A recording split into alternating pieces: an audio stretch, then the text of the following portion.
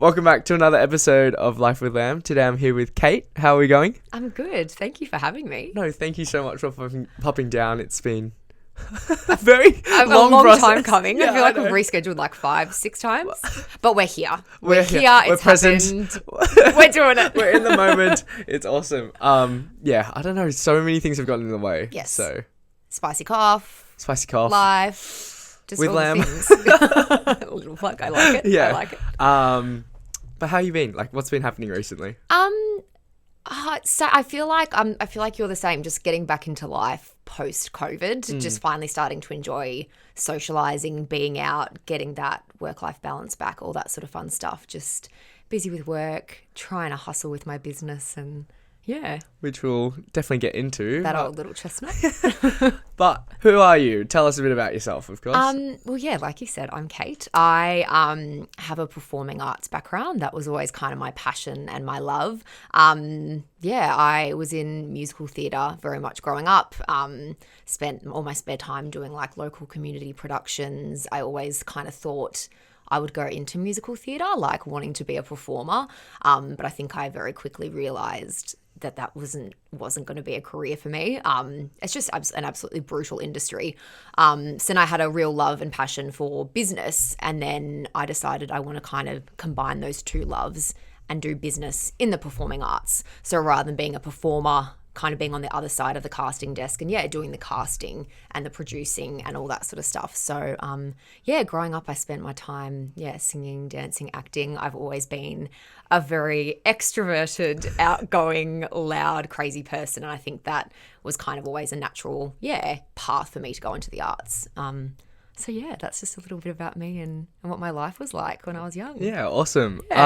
So I guess, like, when did it all start? Like, as a kid, were your parents pretty strong on the performing arts, or did you sort of come across it? I don't. My parents are fantastic. We were having a conversation about how different we are to our siblings before. My brother is the polar opposite to me. He is one of the smartest people I know, very introverted. And I think just because I was always a very confident, outgoing kid, it was just a natural thing. Like, my parents put me in dance lessons from when I was 3 years old, I think. And so I just kind of grew up on the stage. And, I was in the Australian Girls Choir. Yeah, literally. But my parents, I'm very, very lucky. I'm very close with my family, and my parents never pushed me into anything. I think it was just a natural thing that I always did growing up, and I loved it. And I think it was where I thrived, and I learned so much from it, confidence and meeting different people and public speaking. And I think it was just a very natural thing for me. I was a confident, loud kid, and so you chuck them on a stage and off you go. They perform. Yeah, literally. Yeah.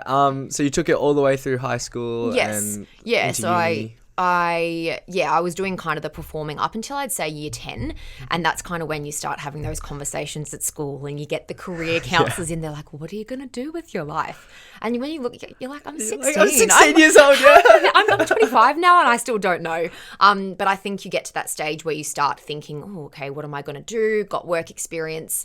And I actually went and lived in America when I was in year 10. I decided that's awesome. just to get away, and I went, lived over there for 6 months, went to high school there, which was absolutely unreal. So I actually missed out on work experience in year 10.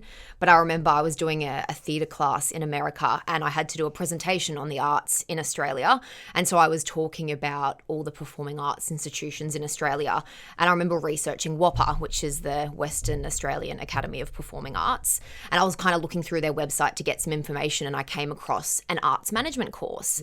And I was like, oh, I've never heard of arts management. And so I looked more and more into it. Like I mentioned before, it was a perfect combination of performing arts and business. And I remember I sent my dad an email from America in 2000. It would have been 2013, and I sent him a link to this course, and I said, hey Dad, I think I'm going to move to Perth and do this course. Oh no, I think I said I'm going to do this course, and his reply was, oh, it's in Western Australia, you idiot.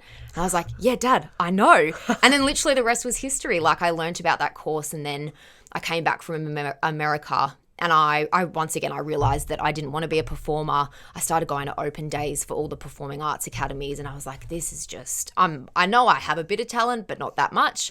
And so as soon as I saw that arts management course, I was like, this is what I want to do.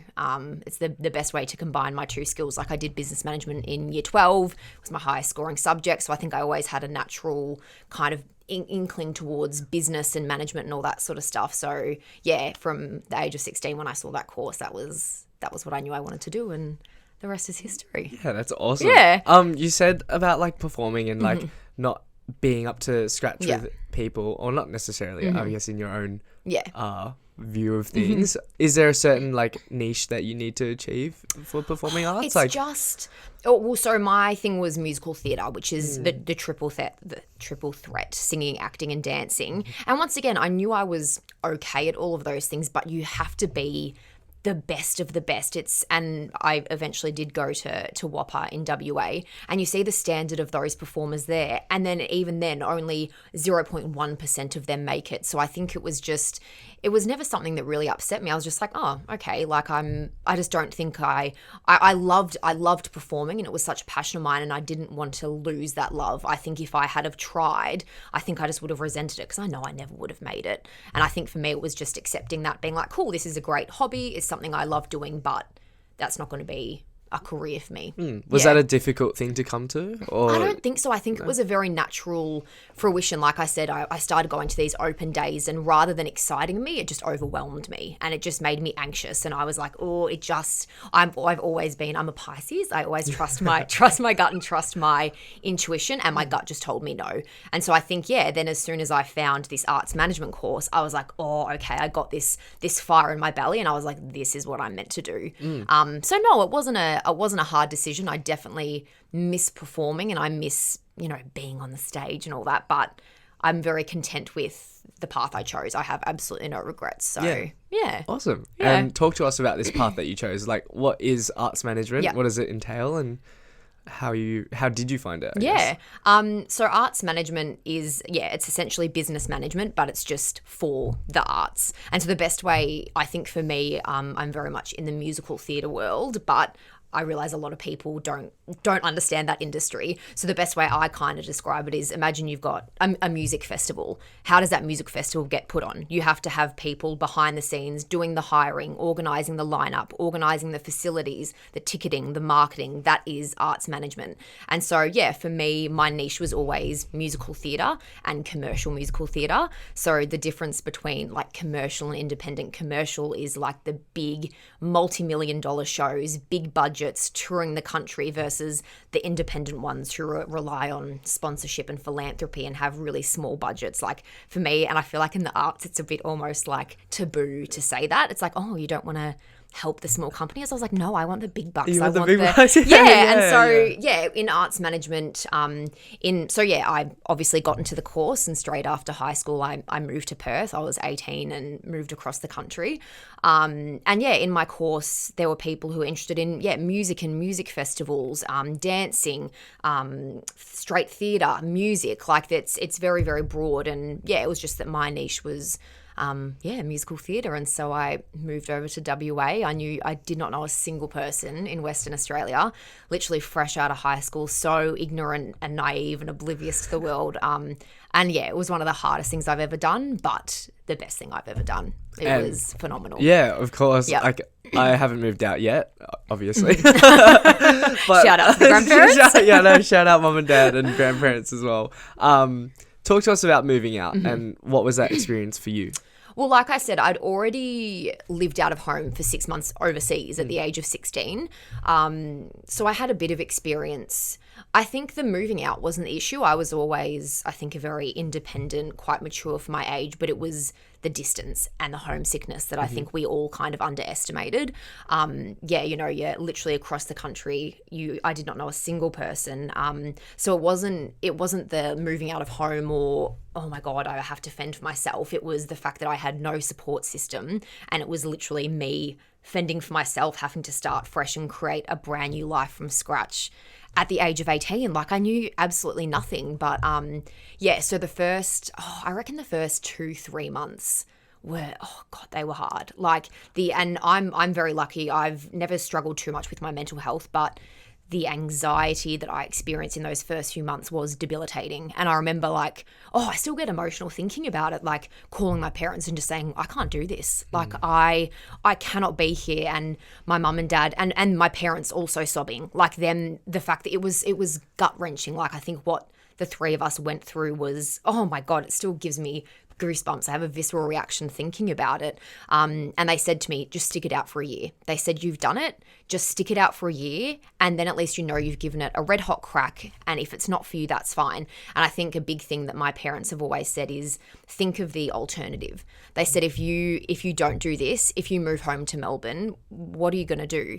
And so I think, and I love my parents for that. They would never push me or force me to do something, but that's always kind of I've always kept that mindset, you know, what's the alternative? If I don't do this, then what am I going to be left with? I would go home to Melbourne and I would be miserable. Like I would be equally as miserable. And so I think I stuck it out. And I remember initially as well, there was this awkward limbo for that first couple of months where I didn't feel like Perth was my home, but then I'd come to Melbourne and I'd be like, this doesn't feel like home anymore either. And it was this really hard, icky period of my life, but I made it through. And I think the turning point for me was finding a really, really solid group of friends. I put myself out there and I made phenomenal friendships, and those people are still some of my best friends. And I found my ex-partner there, and I think that was really a turning point where I was like, okay, I'm good. This is home now. And yeah, it was the best 3 years of my life. It was unreal. Yeah, awesome. Yeah. Talk to us a bit about your parents and like the role they've played in your life. Yeah. They sound like absolute gems. Oh, I love my parents and my brother. I have an older brother, Ryan. My parents are Dean and Linda. Shout out to them. Shout out. No, my parents and my family are phenomenal. I love them so, so much. I think I'm a very good mix of both of my parents. I would say I get my extroverted nature, my personality from my mum. Like people, when we're sitting next to each other, are like, oh my God, you guys are the same person. Like the fact that we gesticulate and the way we talk. So I think I get that from my mum. And I'd say I get my business side and that kind of drive and ambition from my dad. My dad was in the army, from the age of 17. My mum was a teacher. They lived overseas and travelled when my dad was in the army. So both very ambitious, driven people. And I'm so lucky to have grown up with them. They gave my brother and I such a beautiful, phenomenal childhood. So lucky to do a lot of travelling and all that sort of stuff. I think I would definitely say the business side of me, like I mentioned, came from my dad. He's very much an entrepreneur. He's retired from his office job, but he still has his fingers in a million different pies, heaps of different companies. And always very inspired by them. And like I mentioned before, my brother and I are polar opposites, but that was never an issue. Like they both loved us so much and gave us the opportunities. They never compared us. I never felt inferior because my brother was a freaky genius child and I didn't have the same brains as him. Like I'm very, very blessed. I look back on my childhood with very fond memories. I love that. Yeah. I love that very so much. lucky. Yeah. I love that so much. And are there any like tips or tricks that you learnt, I guess, moving out of home and those sorts of things, just to come back to that conversation? I feel like the biggest thing for me is communication. I don't know if lucky is the right word, but I'm a very open book. If I'm struggling, I talk to people about it. And so I think one of the biggest things for me was just being open with people. Even when I first was meeting friends, I'd be honest with them and say, hey, I've just moved here from Melbourne and I'm really struggling at the moment. And so relying on those people around you and not being afraid to admit that you're okay if you are struggling. Like obviously I think mine was on a big scale, but even if say, you've moved out locally and you're not finding it as easy as you are, it's okay to lean on others. It's okay for it not to be easy and to be a really seamless transition. I think as well, once you move out, you get a big appreciation for money and budgeting as well. All of a sudden, yes, like, oh wow, yeah. Like I don't just come home and there isn't just a fresh meal cooked for me. And you're like, oh, I have to put the bins out, and oh, I have to pay for food, and I have to pay to use water. Like little things like that. So I think you just get a big appreciation for money and the things that you have. But yeah, I think it's great, and everyone has to do it, but I don't think rush into it as well. Like it is great being at home and living with your parents. And if you can do it, why wouldn't you? But I think you learn a lot from moving out as well. Yeah, for sure. Yeah. And I think like definitely on that point of like, it's okay to not be okay in terms of like transitioning and trying new things. I think a lot of people try to hide it or put a Yes, mask yep. over it and say, no, I'm doing fine. And, Yeah. and then it just sort of burns them out. Oh, 100%. For sure. And even I think the idea of like, I was like, but this is what I want. I made this choice. And so once again, when you're talking about people hiding it, being like, well, I shouldn't be feeling like this because this is everything I've wanted and worked for, and feeling like they're not entitled to it because they're like, I should be happy. Why am I feeling like this? So I think yeah, I think talking about it and normalizing it, like we've all been there. And I think once you start talking about it, you realize that everyone else has been there at one stage or another. So I think just, yeah, getting that support is very invaluable. And it's like about that journey, I guess. It's not like as soon as you make a decision, it will sort of come to that end goal. 100%. And I think it's up and down. Like the trajectory will always be upwards, but of course you're going to have little blips, but that doesn't mean that you're not still making progress. Were there ever like really dark patches since moving out, or was it just that first 3-month period? In terms of Perth, it was just that first 3-month period. I think after that I was settled, I got a job, I moved out of student accommodation and found a house, I had my partner, I had my friends, my life was very fulfilled and complete. And so I actually had the opposite moving back to Melbourne.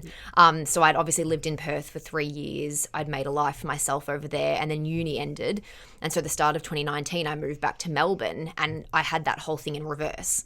I was like, well, I've just spent 3 years building this life for myself, and I feel like it meant nothing. I was like, I've left my partner behind. I've left my friends behind. I moved back in with mum and dad.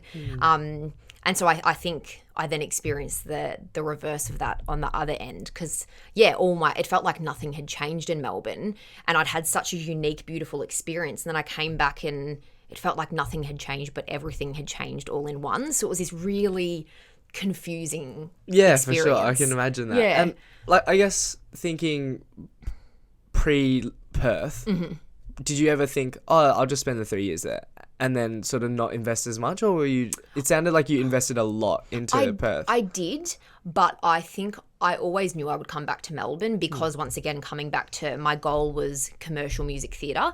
And I wanted to be, during that course, I realised I wanted to be a producer. And the arts sector in Western Australia, it's just, especially once again for commercial music theatre, if I'd been happy to do independent theatre, I probably could have stayed there. But I knew I had to, I wanted that cash dollar, baby. And so I knew I had to come back to the East Coast at least. And so I always knew that, but I think that was something that you could just push to the back of your mind, and I'm like, that's a problem for future me. And then it came and I was like, oh. And it hit me. It was freaking hard. 3 years goes by so quickly. God, it did. Like I look back and I mean, you're in it now, like, and I feel like such an old, like a wise person, Wise head. but like uni, it's the best freaking days of your life, man. Like, make the most of it. Yeah, I'm literally my second year, and I feel like I was like, where did that last year go? But it also feels, and I'm sure like you obviously experienced it during lockdown. Like I can't imagine how hard that would have been to not have that in-person experience. But I feel like it's with everything. It feels like so long, but also it flies. Yeah, it flies. Yeah. Yeah. Now, Cielo. Oh, that old nugget. How old is it?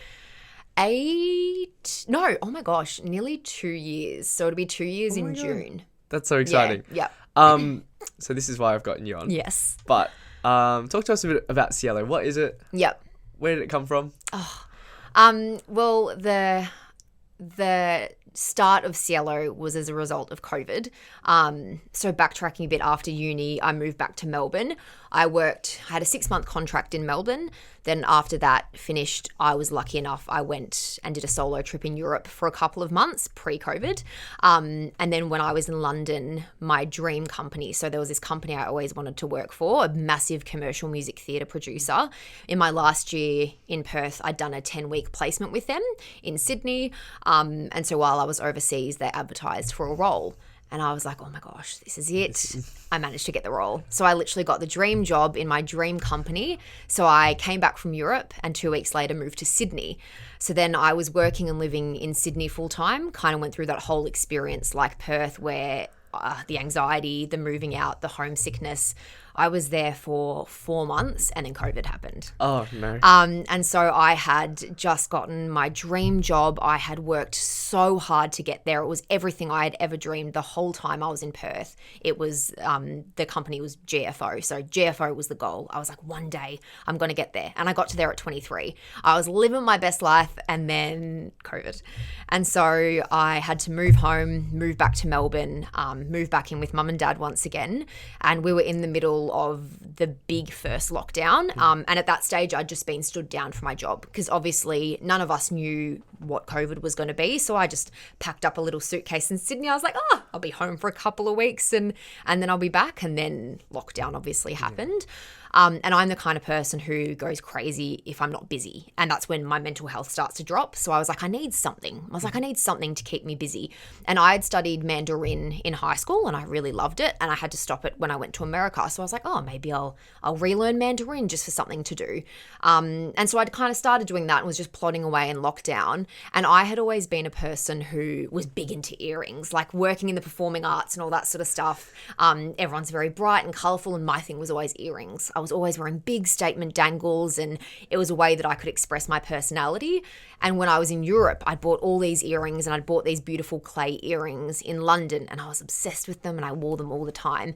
And I was in my phase of lockdown where I was doing all the online shopping. Like it'd be like 3 a.m. Oh no, that was such a bad phase. But we were all there. Like Yes. it's fine. We all did it. And so I bought a lot of earrings. Yeah. Had nowhere to wear them, but I was constantly buying earrings. And I think that day, classic. It was like probably midnight. I was watching Netflix, and that day I'd had a massive order of earrings arrive, and I don't know what happened. And I was like, I wonder if I could maybe make earrings. And so I just started Googling, like God bless the internet. I literally just Googled, I think, how to make earrings. And I saw that you could make earrings using clay. And I don't think I'd known that those beautiful ones I'd bought in London were clay. And then I was like, oh my God, those earrings I love are clay. That looks somewhat accessible. I think this was still at the stage where retail was open.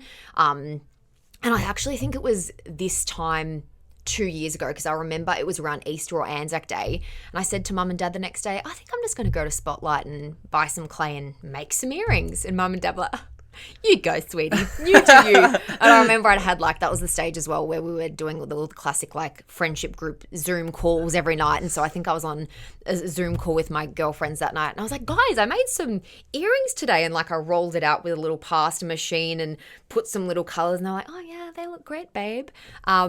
And the rest is history.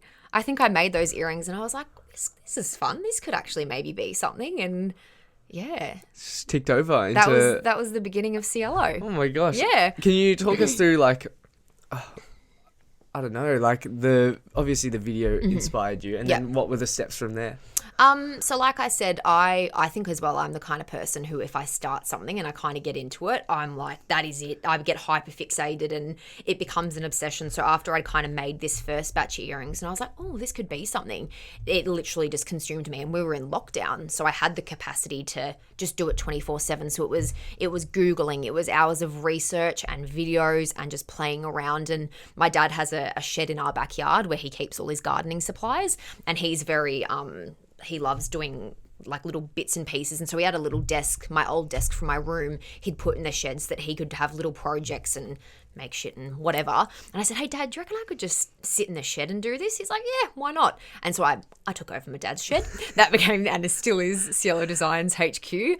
And yeah, I was just buying supplies and researching and it just consumed me. And it was just a lot of, practice and research and getting feedback from people and all that sort of stuff. When did it become official? You went live on Instagram and I think once again pretty quickly because I was so consumed with it and because daily the updates were COVID's getting worse and I think I realized that I wasn't going to be going back to work anytime soon and I'd made a whole lot of earrings with really cheap clay and I think I had that moment where I kind of came up with the name and I designed a logo. I was like, this could actually be something, and I was initially actually going to give all those earrings away to friends, but I actually ended up throwing them all out because I was like, if I'm going to do this, I want to do it properly. And I was was like, these aren't good quality. And so I think I can't pinpoint a moment. I just had that light bulb where I was like, even if I'm just going to do this, because at that stage I thought I was going to go back to Sydney and keep working in the arts. And I was like, if I'm going to do this, even if it's just for a couple of months, I want to do it properly and just see what happens. And so Dad, bless him, sat me down. We made a little business plan together. And yeah, I think some of my friends were like, oh, I didn't realize this was serious. And I was like, I'm just going to give it a go. Once again, what have I got to lose? We're in lockdown, so why not? Yeah, I love that so much. Have you always been like that? Like full throttle? With a lot of things? I would say so. And I think, I'm not the kind of person who does things half-assed. And once again, I think I get that from my parents. It's like, if I'm going to do it, I'm going to do it properly. And just for my ego and my pride as well, even if it was just temporary, I wanted to look back and be able to be proud of it and be like, yeah, I made that. I did that. Yeah, that's awesome. Where does Cielo come from? Well, my initials are CLO. What is your middle name? Laura. Oh, okay. So Caitlin Laura Oakley. And why did I flick my hair as I said my name? I'm proud of my name. I love it. And so I was brainstorming. I think my cat's name is Leopold. We call him Leo. So I think initially I had Leo and Co, because like Co, but also CO, my initials. Damn, that's so cool. Yeah, and so that. little things like that. But I was Googling and a lot of other companies kind of existed like that. And so I wanted to come up with something quite unique. And then classic, I was in the shower. You know how sometimes, I don't know if it's the steam, the shower epiphany. And because I think someone had said Leo and Chloe. And I was like, no, it's Leo and Co. And they're like, oh, but your initials are CLO. And I was like, Cielo. And I was like, bing. And so Cielo was born. And I think Cielo, spelt with a C instead of an S in Spanish, means sky or heaven or something. But it's actually like a made-up word. And so it's brilliant because in terms of Googling and stuff, there is nothing there. And in terms of getting a username on Instagram and stuff, it wasn't there. And I love it because it was me. I am Cielo. But I thought it's easy to pronounce. It's easy to read, short, sharp.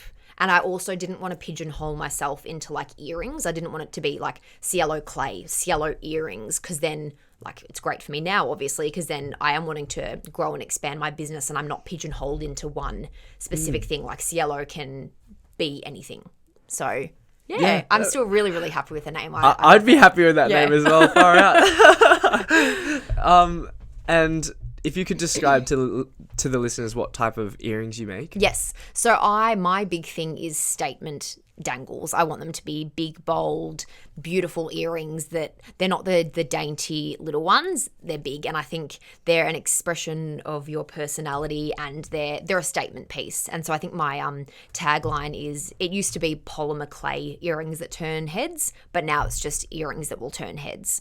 And so I try to have a bit of something for everyone. Like I've got more neutral colors, but my thing is the big, bold, beautiful colors. Yeah, and that dates back to like in your acting days and performing days as well. 100%. Yeah. Awesome. And I guess, where do you get your inspiration from? Like, do you, because you're I don't even know. Yeah, that's the thing. I feel like I've been asked this question a lot. I think there's not one answer to that. Like I think a big thing for me is colors and patterns, and initially it was a lot of my clothes. So I'd say like I love like patterned clothes and stuff, especially in summer. So I'd maybe see a color combination on a dress and be like, oh, okay, I could turn that into an earring. And like there's different, because initially, I'm sure we'll talk about this later. Initially my main medium was clay. At the moment I'm transitioning into acrylic, but with clay there's a lot of different techniques you can use and different ways that you can create the earrings, whether it's a terrazzo, so like little shapes cut up, or an intricate design, or more of an abstract look. So for me it's colors, and then I'll decide what kind of pattern or technique I want to use, and a lot of trial and error. Like I cannot tell you how many earrings I've made that I've looked at and I'm like, oh, that's fucking ugly, and then just like, throw it out. But I can't really pinpoint one particular thing. I think I just, once again, trust my gut, and I just know that's a Cielo earring or that's not. Jeez. Okay, I guess like if people want to check your Instagram out, what is it? It's Siello.designs. So it's SIELLO. And that will be in the show notes below. Beautiful. But I guess like when I looked at your feed, I was like, holy shit, like this is your like pattern. This is your like design. Like, you know love what sort of a earring you're after. And I think that definitely ties into the brand identity. And once again, I think it's something that I'm wanting to refine a little bit as I'm wanting to grow the business now. But yeah, for me, a very big thing has always been brand identity. And I've had a lot of people, and it's made me quite chuffed and proud hearing people like that comment. Like, it makes me so happy. And people saying like, as soon as one of your posts comes up on my feed, I know it's you without even looking that you've posted it, because it's got that clear brand identity. And I think being able to have that really strong association and strong identity for your brand has been something that I'm pretty proud of my execution of it. Yeah, definitely. Yeah. What is the process of making earrings? Like, oh boy. Yeah, I'm sure. How much time do we have? So much. So with clay, and that's the thing, I think with small businesses, people don't realize how much work goes into it, because I charge, my average price now is about $30 an earring. Obviously, sometimes less, sometimes more. I'd say my maximum price is $35, and people are probably like, oh my God, $35, I can get that for $10 at Lavisa. But yeah, the whole process with clay, so I use a pasta machine I have a lot of videos on my Instagram, and I think people love seeing that because they don't realize. So I hand mix every single color. So you have your primary colors and white and black. And so depending on what colors you're making, you hand mix all the colors.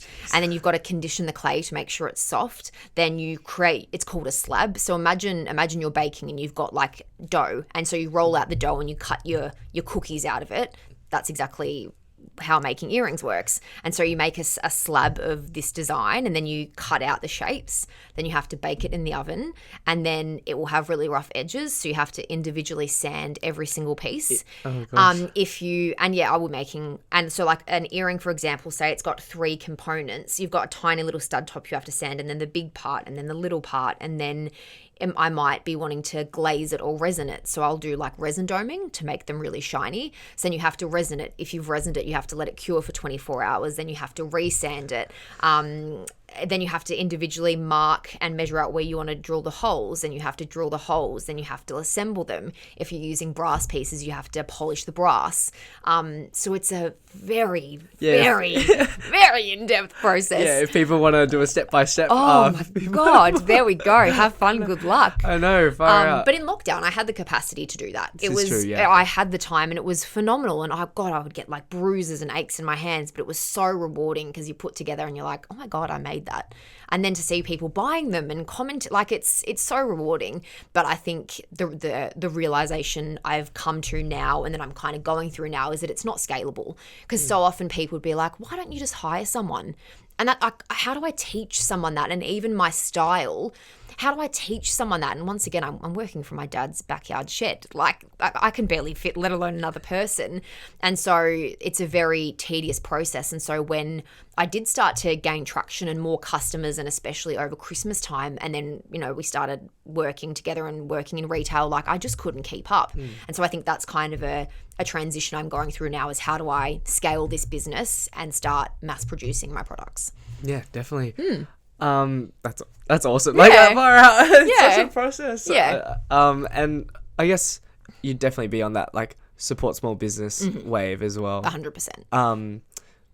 Do you take offense when people go to like Lavisa and stuff? No, because I still do. Like I still do. And I think obviously a lot of small businesses started during COVID, and I obviously have an appreciation for them, but also I get a lot of people can't afford that. Like, obviously I've been very privileged, and a lot of people are privileged to have that disposable income, but I wouldn't have spent $35 on a pair of earrings, and I still buy $10 earrings from Lavisa. So no, not at all. Okay. Yeah. Awesome. How long would a drop normally take you? Oh. And how many have you done?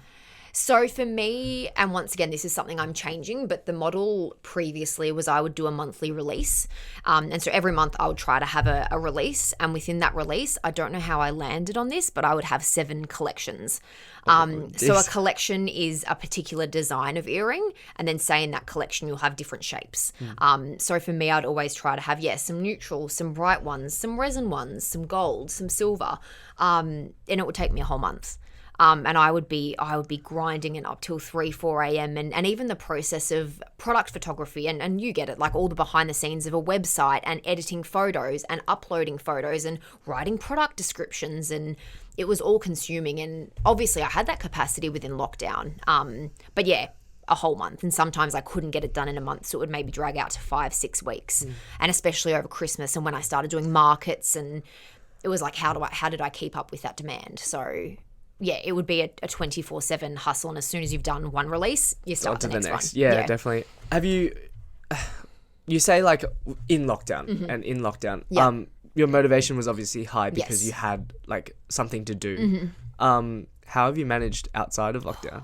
I don't know if I can say that I have. Like I had an epiphany the other day that the 2 times that I have managed to go 110% with my business and where I've seen the most success was the 2020 lockdown and last year's lockdown. Because we weren't working, I had the capacity. Like now I work 30 to 35 hours a week, plus I want to have a social life, plus I want to have rest.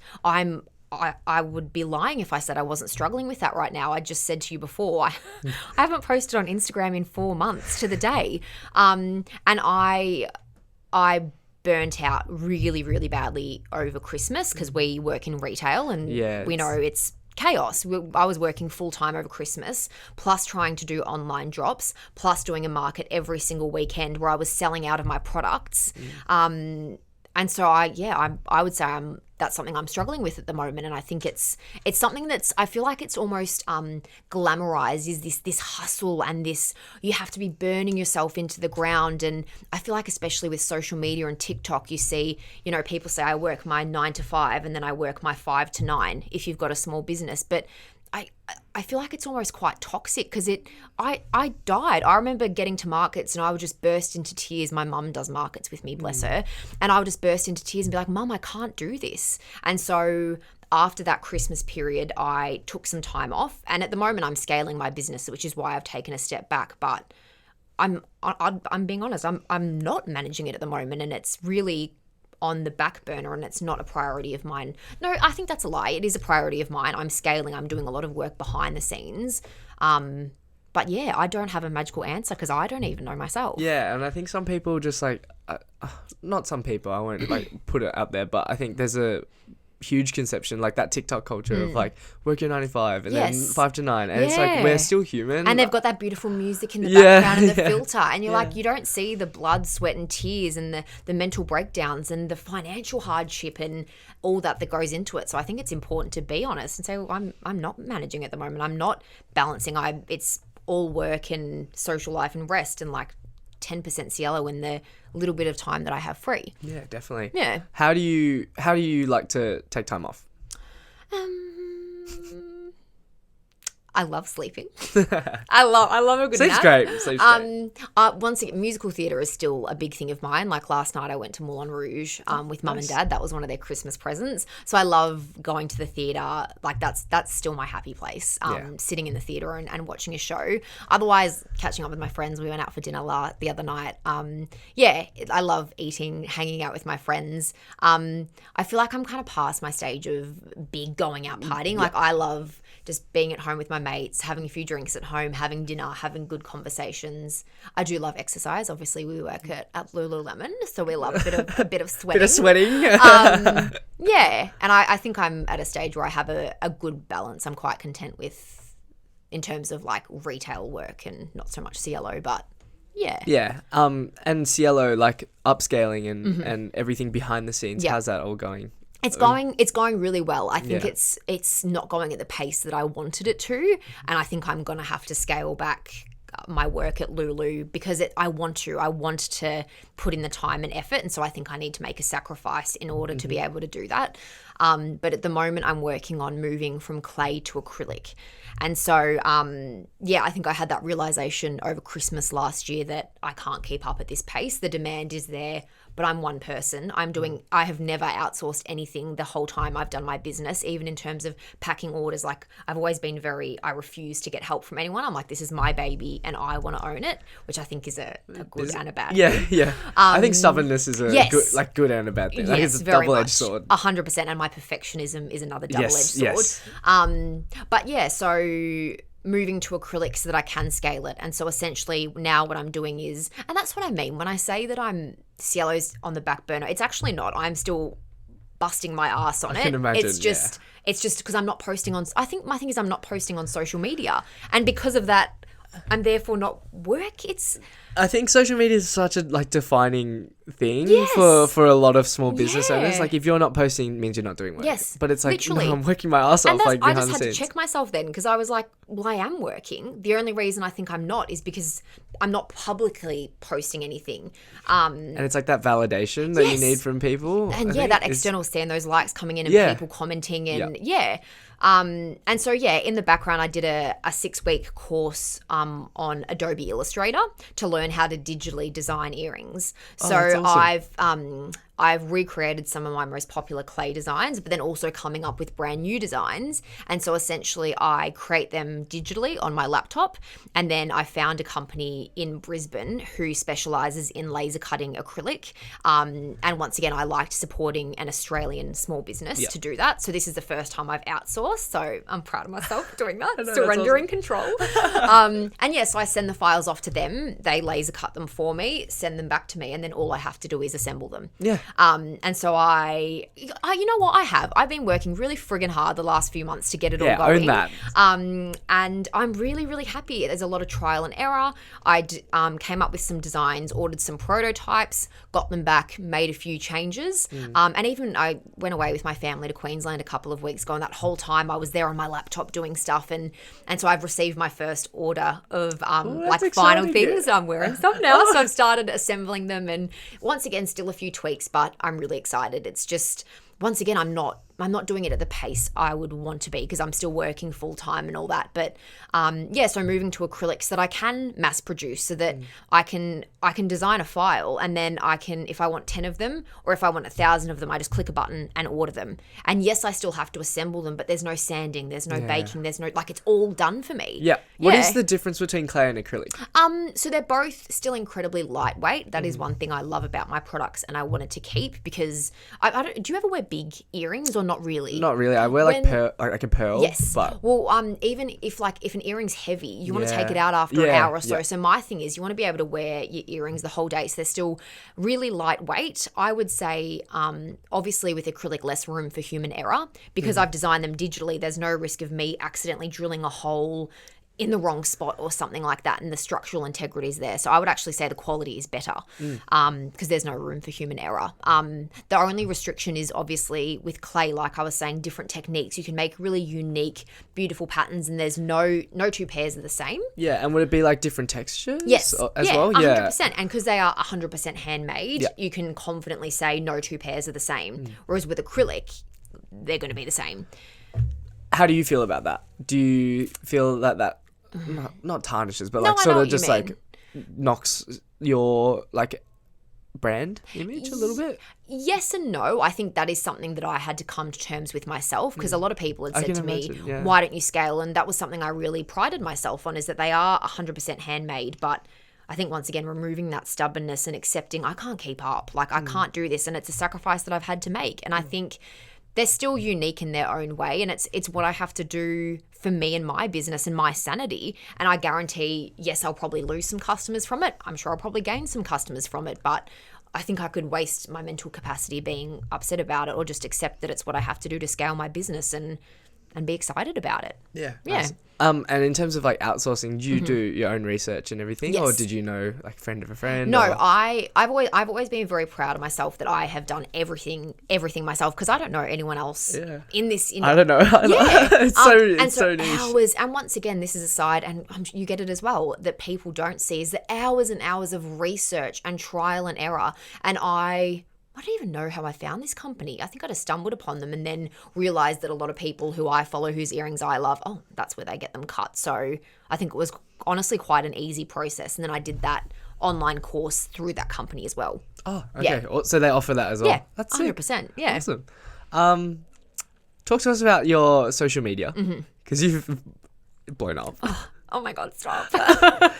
If you've taken the time to have a look at the Instagram, I think there's, what are we sitting on? I think I've lost a lot because of that. The fact inactivity? that I haven't. Yeah. I think I've only lost 500. So I think I'm at 23.5K. Jeez. That's a She's not bad. Yeah. I'm pretty it's happy. not bad. Yeah. How did you blow up? Just Reels. asking for a friend, you know? I'm just curious. Reels. The biggest thing was Reels. Oh, okay. And once again, I was really stubborn and I was like, I don't want to do Reels. That's stupid. I started posting Reels and I had, honestly, all of my Reels have done really, really well. And I think, once again, my perfectionism, it was a benefit of that. I spent a lot of time looking into what makes a reel successful. And even for me, putting the shoes of a viewer on, what makes me watch a reel, what makes me watch it over and over again. And so I think for me, the key things I learned was it needs to be educational, it needs to be funny, or it needs to be entertaining, or even like motivational. I think that doesn't apply as much for me.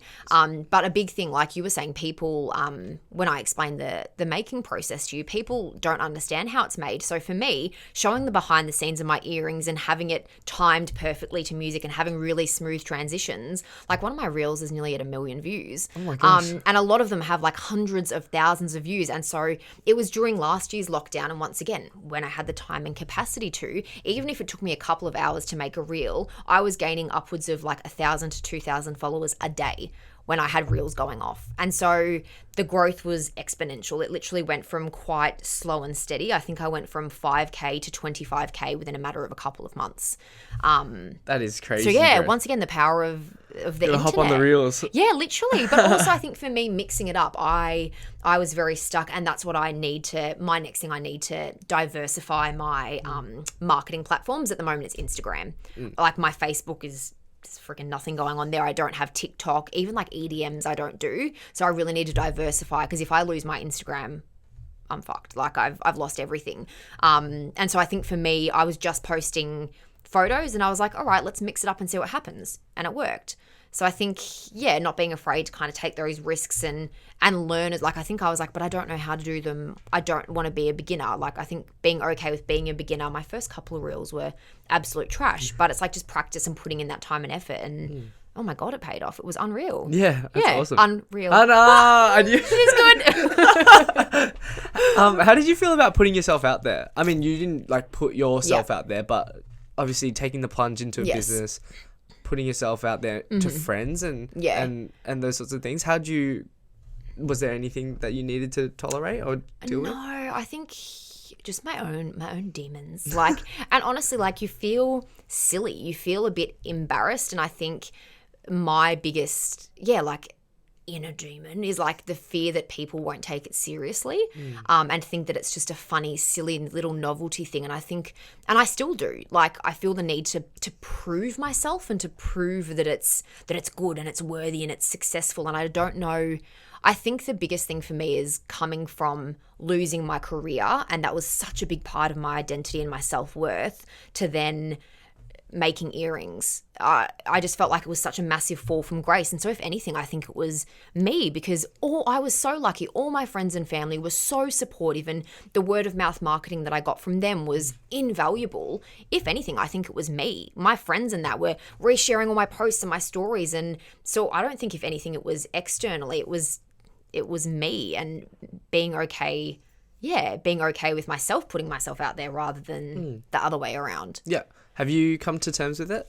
No. I'd be lying if I said I had. I think, yeah, like I mentioned before, at the end of the day, it comes back to my self-worth and who I was. I think I had always, such a big part of my identity and who I was, and even for my ego, was being able to tell people what I did. And, you know, the fact that I'd made it into my dream company at 23, it was massive. And then to go to, I make earrings and I sell activewear, it was, yeah, I still struggle to come to terms with it. You're being a bit harsh on yourself. I 100% am. And I've had this conversation with so many people, and I think people are shocked to hear it. Like, it still doesn't feel good enough. Like, but I feel like nothing ever will be. I think that's just your character, okay? Yeah. I feel like you're very driven, and like you want the best for yourself, Yes. and you want the best for people around Yeah. you. So of course it's like fine to feel that way, but I think like for what you've been able to do, like you should reflect back and I think be I have super to check proud of myself yourself. sometimes. And yeah, if one of my friends or family was talking about themselves or their business like that, I would say exactly what you just said and be like, wait a second. And so it's like, why aren't I able to apply that to myself. And I think that's something I am constantly having to work on, but also being careful that I don't then project that and, you know, maybe make other people doubt my business or, you know what I mean? Like making sure that I'm not projecting those insecurities into my business, because that's just me. That's not Cielo. And so making sure I can kind of separate the two and market it confidently, and people don't have to know that I struggle with that. You know what I mean? Yeah, I completely get that. Like separating yourself as well. Yes. Yeah, for sure. Because you still have to run Cielo at the end of the day. 100%. Yeah. Where do you see Cielo in the next year, few years, months? I don't know. I think it will very much depend on what happens with my career. I would have to be honest. The arts is still my goal. The arts is still my priority. I would love to get back there. But then I feel like I swing between the two camps, because then I love Cielo. I love running my own business and being the boss bitch. And I can look back and be proud that I've started this from nothing. And so at the moment, like I said, I'm focusing on scaling it. So I want to be able to start fulfilling wholesale orders again, for example, where retailers order my earrings to then sell at their small businesses. And just I think get back into it and scale it, and then start selling complementary products. Like I'm in the process of designing earring holders at the moment, and then maybe like some like earring travel cases when you're traveling and you want to put your earrings in them. And then I do see potentially Cielo, yes, right now it's earrings, but then if I decide to kind of pursue this, I feel like Cielo, like I said with the name, it can be anything. So whether that's pivoting to, I don't think I'd ever do fashion, but other products potentially, I don't know, but I do love Cielo as a brand, whether that always stays as earrings or, like I said, pivots to something else. I'm not sure. But it excites me, but also terrifies me. I think that's a good feeling to have. Yeah. I'm not sure. And I think I have to see that as a positive and be like, okay, the options are unlimited. The world is my oyster and I can make it whatever I want to. Yeah. Yeah. I love it. That's so exciting. Oh God, I'm so inspired. Yeah. Well, I mean, you put it on a podcast, so now you're... Oh my God, it's official. Yeah, no. You've been held accountable. I know. Yeah, no. But arts is in the background. That's what I was going to ask as well. Yes. Yeah. I think... I think I've had this conversation with a few people lately where this is the first time in my life where I don't know. I don't know what I want to be doing or what I'm meant to be doing. I think, like I said before, I had such a linear path. It was move to Perth, get to this company, and that's my life done. And so I've been so lucky in the fact that I've never questioned what I'm meant to be doing. And so then I lost that. And this is the first time in my life where I don't know. I feel like I constantly swing between like, oh, I'm going to do Cielo full time, and I'm going to be an entrepreneur and start all my businesses, and I'm going to be a successful music theatre producer, and I'll work full time at Lulu and make it up into the head office there. Like I think I'm very overwhelmed because I've never had this experience before. And so sometimes I'm like, yes, arts, that's it. And sometimes I'm like, yes, Cielo. So once again, I don't know. I think at the end of the day, like, the arts is what gives me that fire in my belly. Like when I'm sitting in a theatre and watching a big musical like last night, I'm like, this is what I was put on this planet to do. But then also I have that feeling sometimes with my business. So I don't have an answer. Why not both? Okay, I think this is why I can't do both, because I'm struggling right now to do both. Like I wish I could. I wish I was like a little octopus and I could do like 50 things at once, but I can't. But I think I'm working on at the moment being okay with not knowing.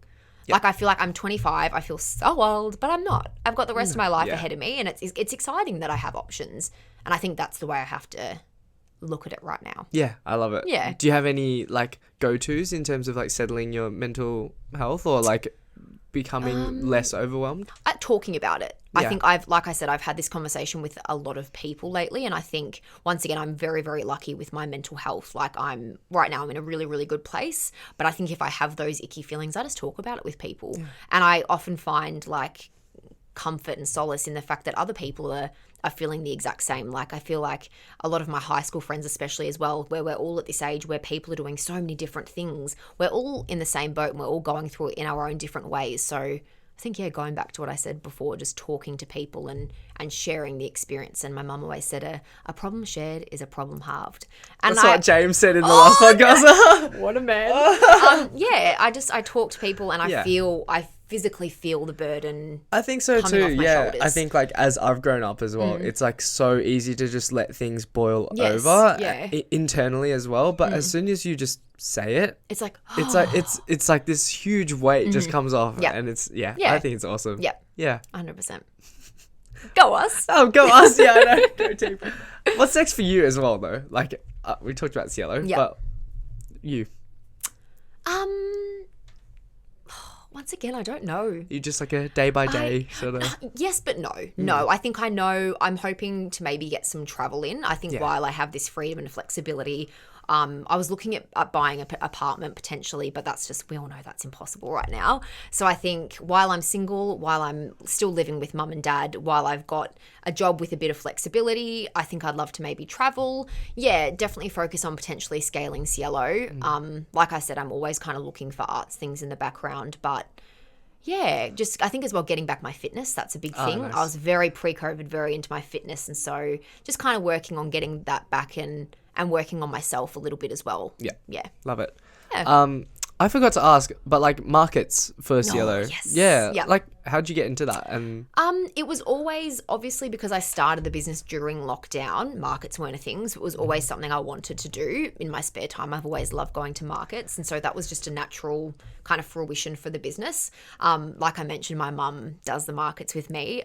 I'm so friggin' lucky. My mum is unreal. And so we do the markets together. And I think we get a lot of comments about our energy together, and we're a friggin' dream team. And so I love doing markets with mum. And so the peak season is obviously summer and Christmas. And so the way most markets work is that you have them from usually say like September through to March, April, May, and then they obviously stop during winter. So like right now I'm kind of doing minimum one a month at the moment, and before Mother's Day doing 2 a month, and then Christmas time it's literally like every weekend. Every weekend, but some yeah. business owners do double market weekends, Saturday and Sunday, because it's unreal. Like I think there's benefits to selling online and in markets. Like I've had international orders, and at least 50% of my orders are interstate. So that's invaluable. But I love connecting with I was about to say guests. We're not at Lululemon. I love connecting with my customers in real life and having those conversations and getting that feedback in person, and that it does kind of pump up your tires a bit to see people coming into your stall and I love it. I think, on that point of energy as well, I think like even Lulu's taught me this, like you bring energy to work, and Yes. it sort of reflects on the people that 100%, you're with and yeah. the people that you work with Literally. as well. And my mum and I, we don't sit down the entire day. You see a lot of people sitting behind their market stores on their phone. Yeah. And I'm like, I don't want to. We set up the table so it's like a little shop front. So we welcome them in. Mum and I Is are it like a standing.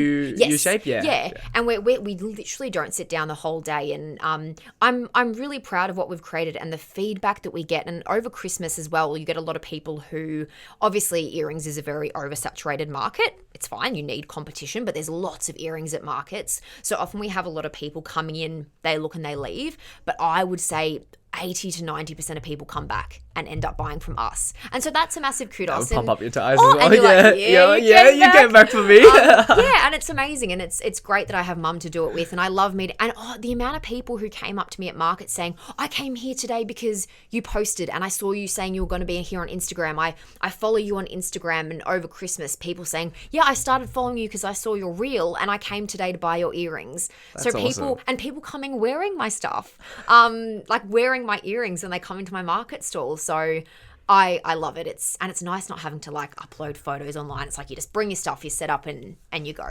Yeah, like do you have a banner and like... Yes, yeah. I love my setup. I'm really, really proud of it. I get a lot of comments on it. A lot of branding. I have like engraved boards to display my stuff that have my logo engraved in them. Dad, God bless him, has made like big like standing A-frame boards for when I have Christmas earrings and stuff. So yeah, I'm really proud of the setup. Yeah, that's awesome.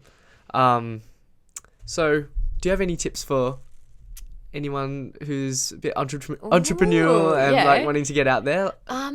Anything that sort of pops into mind that you took on board? I think once again for me, I'm very big, I feel like I've said this a lot, having conversations with people. Like if you know, and I love when people message me and say, hey, would you maybe want to catch up for a coffee and give advice? Like if you know people who have done it, like see if you can pick their brain. Obviously respectfully, like understanding that they've put in the work and you can't just leech off them Yeah, and their yeah. knowledge. I think definitely, if you've got people, utilize them. And I think just give it a go. I feel like a lot of people have ideas. Same with your podcast. It would have been so easy to just be like, oh, it's too hard. Just give it a red hot crack. And I think something my dad taught me, I mentioned it to you before, is the lean startup. It's like, do it for as low cost as you can. See how it goes. Dip your foot in the water. See if it works. And then if it does, go for it. And I think a big thing for me as well has been branding. If you can nail your branding, have a really strong brand identity, and consistency and like aesthetics on your Instagram feed, I think one big thing I've learned is those little 1%ers make a difference.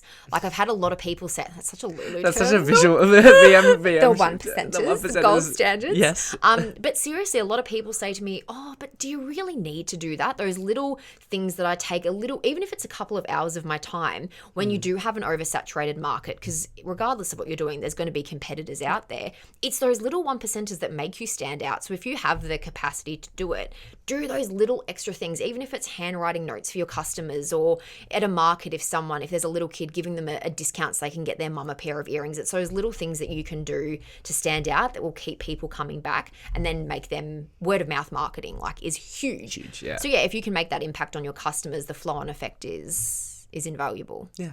I love it.